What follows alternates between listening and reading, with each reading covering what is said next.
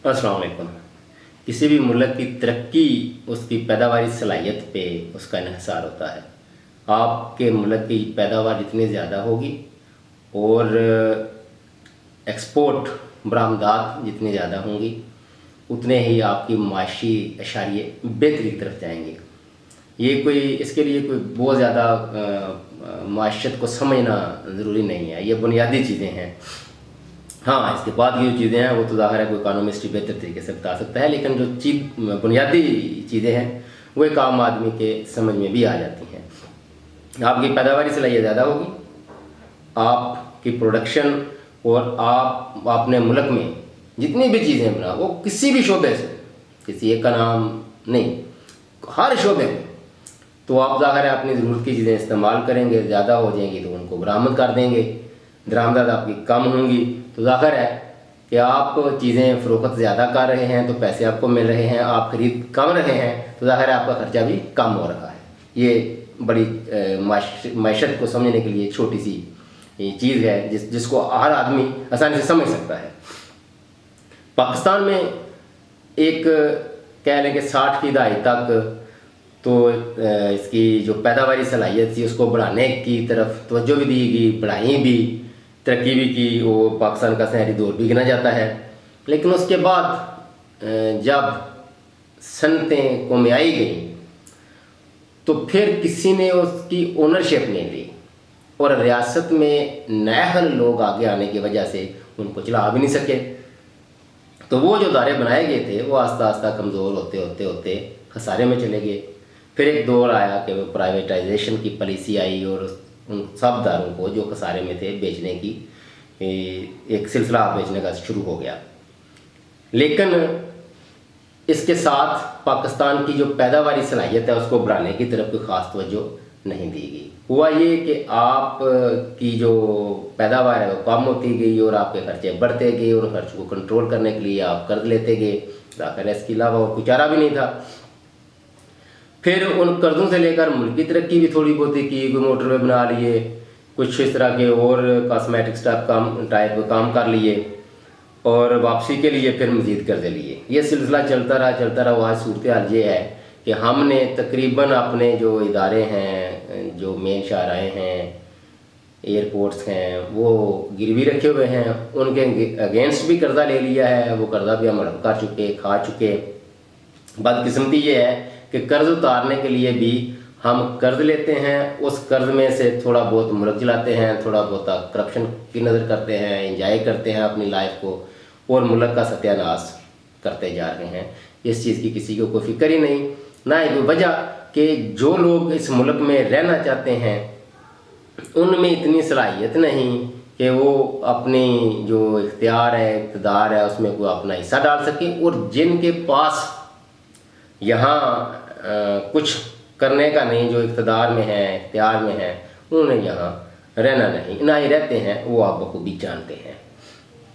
अभी आज की ताज़ा तरीन जो खबर है वो ये है कि चलें, पहले तो खसारे वाले बेच रहे थे, कोई चीज़ें गिरवी रख रहे थे, अब तो इन्होंने वो क्या कहते हैं, वो एक्सेल पे एक मशहूर है, इतना बेच दे, अब तो ये इन्होंने आस्ता आस्ता मुल्क पर सेल लगाने की तरफ जा रहे हैं।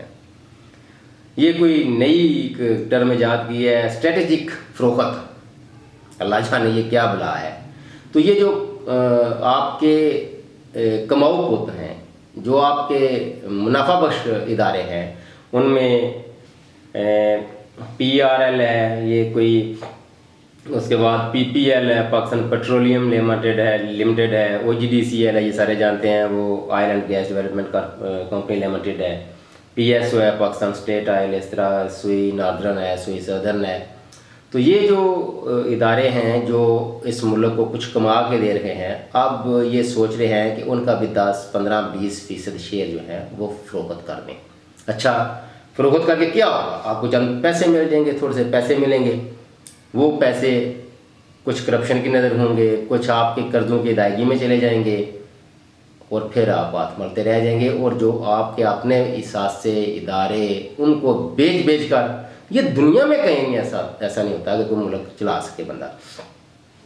नौकरियां ठीक है, ये रियासत का काम इस हद तक है کہ وہ نوکریاں پیدا کرنے کی جو صلاحیت ہوتی ہے جس میں جن اداروں میں جن کاموں میں وہ اس کی طرف توجہ دیتے ہیں، انڈسٹریلائزیشن کی طرف جاتے ہیں، تو ظاہر ہے انڈسٹری ساری گورنمنٹ تو لگاتی نہیں ہے، اس کے لیے پرائیویٹ جو انویسٹر ہوتے ہیں وہ آتے ہیں، تو اس سے نوکریاں پیدا ہوتی ہیں، تو اس وہاں اپنی عوام کو کھپایا جاتا ہے۔ ایسا نہیں کہ آپ کا ایک جو سرکاری جو ریاستی ادارہ ہے آپ اس میں 100 بندے کی ضرورت ہے تو وہاں 1000 بندہ رکھ لیں، کیونکہ جی گورنمنٹ نے نوکریاں دینی ہیں، لہذا وہ بندے بھرتی کرتے جاؤ اور اس کا بھی پٹھا اٹھا دیا جائے۔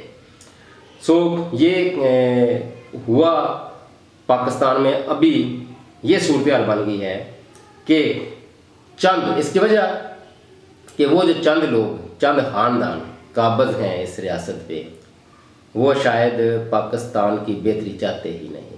اب ظاہر ہے 77 سال ہو گئے ہیں، دیکھیں اس میں بدعنوانی، کرپشن، ٹک بیکس، رام خوری، نیخلی، غداری، نمک رامی، دغا بازی، نوسر بازی، غفلت، ہڈرامی، بدنیتی، آپ اس کو کچھ بھی نام دے لیں، مگر یہ سارے عمل اس میں کار فرما ہے جو آج ہم اس نیچ پہ پہنچے ہیں کہ اپنے جو منافع بخش ادارے ہیں ان کے بھی حصے جو بیچنے جا رہے ہیں۔ ظاہر ہے آج 10، 15، 20% بیچیں گے، کل کو ان کو بڑھاتے جائیں گے، پھر ایک وقت آئے گا کہ جس طرح باقی اداروں کو مکمل طور پر فروخت کر دیا یا گروی رکھ دیا یا گروی رکھ کے قرض لے لیا، تو یہاں بھی وہ نوبت آ جائے گی۔ ظاہر ہے اب یہ کیسے کہہ سکتے ہیں کہ اللہ نہ کرے، اب اللہ نے تو آپ کو عقل، شعور، فہم، فراست دی ہے، آپ کو اس کو استعمال کر کے ملک کی ترقی کے لیے استعمال کر لیں، اور چاہے اپنی ذاتی ترقی کے لیے۔ ایسا کیسے ہوا کہ جو ریاستی ادارے ہیں وہ لگاتار خسارے میں جا رہے ہیں اور جو ان کے انہی خاندانوں کے جو ذاتی کاروبار ہیں وہ منافع میں جا رہے ہیں؟ یہ نہ صرف تھوڑی بہت سوچنے والی بات ہے، یہ بہت زیادہ سوچنے اور غور و فکر کرنے والی بات ہے، اور پریشان کن بات ہے کہ اب اس نیج پہ آ چکے ہیں۔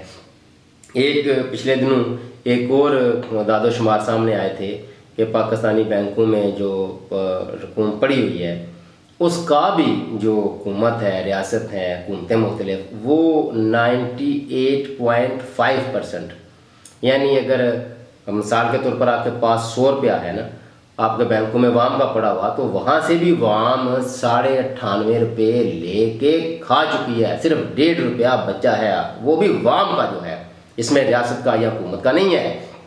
یعنی آج اگر لوگ بینکوں کی طرف جائیں اور کہیں کہ جناب ہمارے بینکوں میں پڑے پیسے میں دیں، تو بینک آپ کو پیسے نہیں دے سکتا۔ یہ صورتحال ان لوگوں نے بنا دی ہے۔ اب اس کا مقصد یہ نہیں ہے کہ کوئی کیا کہتے ہیں پینک کریٹ کرنے والی بات، لیکن حقائق بہرحال یہی ہیں۔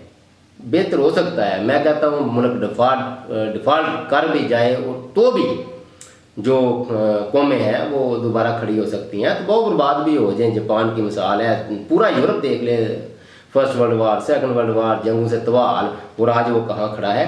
تو قومیں ترقی کر سکتی ہیں، لیکن اس کے لیے قوم کا ہونا بڑا ضروری ہے اور قوم کا اجتماعی شعور ہونا بڑا ضروری ہے۔